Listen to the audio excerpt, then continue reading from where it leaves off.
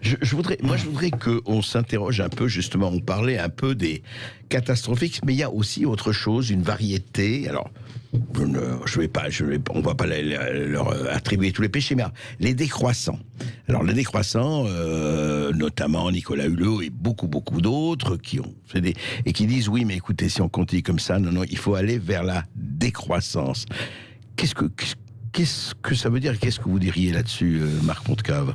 Eh bien, à nouveau, on est là, effectivement, avec l'illustration d'une sorte de continuité philosophique qui va de l'homme n'est qu'une source de malheur, et donc on ne peut plus lui faire confiance, et donc il faut revenir. Donc l'avenir ne peut plus être ce qu'il était. Non, ce qu'il était, et puis surtout ne peut plus être le produit de l'engagement de l'homme à travers la science, la technologie, parce qu'à nouveau, la technologie n'est qu'une source de problèmes. Hein, c'est un discours très technophobe. Hein, Bien sûr. Et donc, s'il n'y a pas cette perspective, il reste quoi?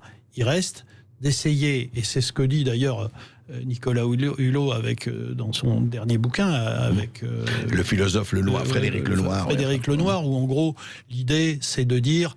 C'est vraiment un retour en arrière. Pour moi, c'est un discours réactionnaire qui consiste à dire la question n'est plus la croissance ou le bien. Enfin, le bien-être aujourd'hui n'est plus matériel, il est spirituel. Et c'est assez affolant dans ce bouquin.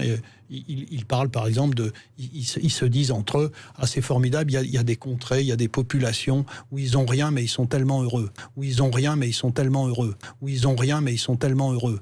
En gros, ça revient à ça. Donc le bon sauvage. Voilà. Donc voilà notre perspective. Eh bien non, moi évidemment je ne partage pas ce point de vue-là. Mais donc pour eux, effectivement, seule la décroissance est une option.